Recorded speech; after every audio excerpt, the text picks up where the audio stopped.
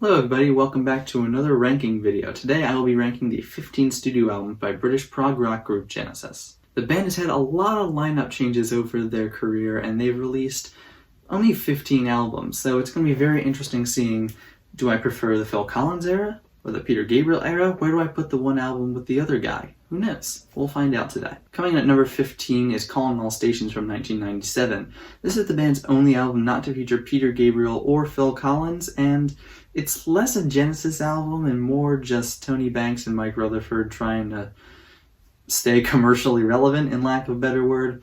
They got some new other people in there who didn't appear on any other albums. The songwriting's not that strong. Let's just move on. We all knew this was going to be in last place. Coming in at number 14 is Invisible Touch from 1986. This really was the moment where the band kind of went completely off the deep end as a pop group. Sure, some of their earlier albums had poppy moments, and even albums like Abacab were more pop heavy. This album is literally a pop album, and it's not very good. It's very forgettable, it's very long, and it's very skippable. So if you're going to go through the entire Genesis catalog, stop here and don't continue onward from here. And at number 13, we have We Can't Dance from 1991.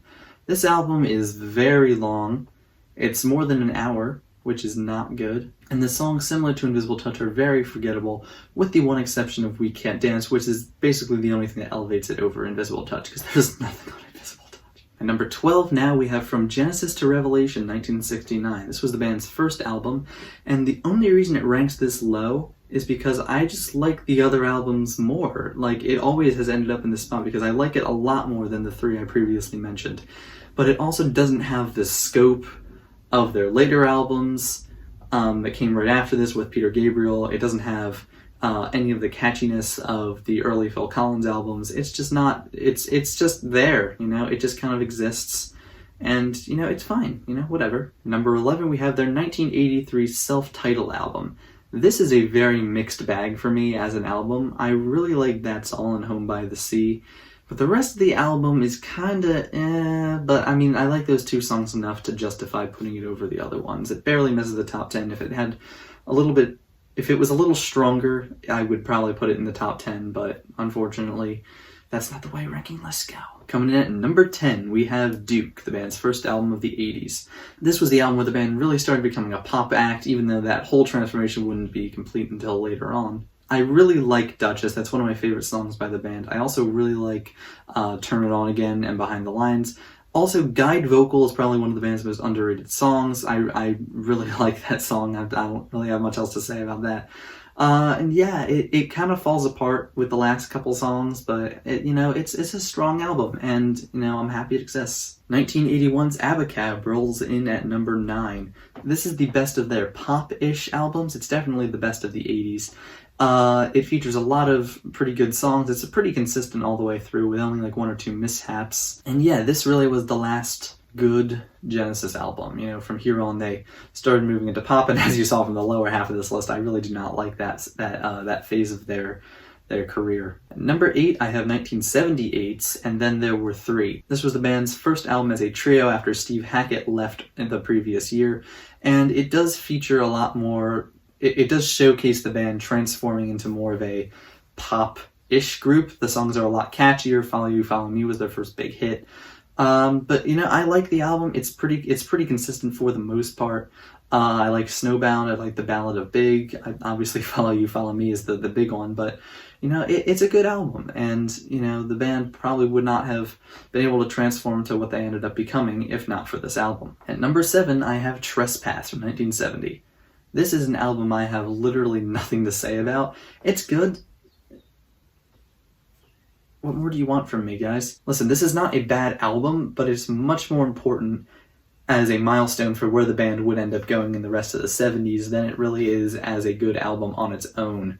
There's a couple good moments here and there, but it's really not too special of an album. Number 6, I have Wind and Wuthering, the band's last album with Steve Hackett from 1976. I also don't really have that much to say about this. I like a lot of songs. I like Afterglow. That's a good song.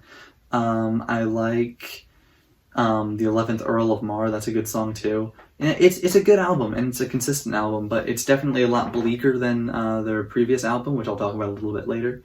And this is really the death of prog Genesis. You know, their next album would be, you know, start to focus a little more on pop. And, you know, this is a good album. If you're gonna just listen to the, you know, the prog Genesis, I guess, this is a good way to end that part of their career. Alright, so basically from now on we are in classics territory, and number 5 I'm putting Selling England by the Pound. This is gonna be a very controversial one, great. Listen, I like the album. This is a good album. It is a 8 out of 10 album. It's just not as memorable to me as, you know, some of their albums that came out around the same time, which I will talk about a little bit later. It is a good album. It just lacks a certain, I don't know what it is. It just lacks something that makes it a little, that would elevate it into being higher. You know, it's still a top 5 Genesis album, and it's still a really good album, and, you know, it's still probably one of the best prog albums around that era. This is a good album, but it's not one that I will particularly be interested in ever listening to. Like, if I'm like, hey, let's put on some Genesis, I'm not going to put this album on, probably. The Phil Collins-led band will only get to number 4, because number 4 is their best album, and number 4 is A Trick of the Tail from 1976. In 1975, Peter Gabriel left, and Phil Collins basically kind of came out from behind the drum set and said, hey, what about me? I can sing. And they used him as their lead vocalist for almost all their albums since then. This is a very strong album, and it really makes the case that, especially considering that they just lost their, you know, their frontman, you know, they just lost probably the person that the fans were coming to see, the casual fans. And, you know, Phil does a really good job on this album. He doesn't sound too different from Peter Gabriel, and there's some really good songs. I really like Dance on a Volcano. That is one of my favorites. I like Robbery, Assault, and Battery. That's a fun song. I like Madman Moon also. I'm forgetting the song names for some reason because I like rarely say the names in the songs, but yeah, this is a good album, and it showed that the band could continue onward after Peter Gabriel left. Clocking at number 3, I have Nursery Crime from 1971. This was the band's first album to feature Peter Gabriel, Phil Collins, Mike Rutherford, Steve Hackett, and Tony Banks all on the same album. And it's really, really good, guys. From the opening note of the first song, The Musical Box, which is one of their best, the album just basically transports you into its dimension, and it doesn't let you go until the very end. And, you know, it might not have, you know, the songs might not be the band's best, for the most part, but it's really good. I'm having trouble doing this because of I don't have concrete reasons for liking it. I just like it more than most of the albums on this list, but there's 2 more that are better, so let's continue on. At number 2, I have Foxtrot from 1972. This has 3 of my favorite Genesis songs on it: Watcher of the Skies, Timetable, and Get 'Em Out by Friday. Basically, this album would be perfect if it wasn't for the 23-minute Supper's Ready. I'm not a huge fan on 20-plus minute songs. I criticize Pink Floyd a lot for that. Their earlier stuff goes on for a bit too long most of the time, except Echoes. That's the perfect length. But Supper's Ready definitely falls into that category of just a bit too much for a bit too long. But other than that, this album is basically perfect, honestly. And at number 1, I have the band's 1974 concept album, The Lamb Lies Down on Broadway. I must just have a thing for, like, concept albums and rock operas because, like, Tommy is one of the best Who albums, so is Quadrophenia, also I can throw that in there. The Wall's probably my favorite Pink Floyd album. Ziggy Stardust is great. You know, there's a lot, I don't know what it is, but just the concept of a rock opera is really interesting, and I think that Genesis does it really well. Similar to you know, The Wall or Tommy, it's very abstract and it's very surreal.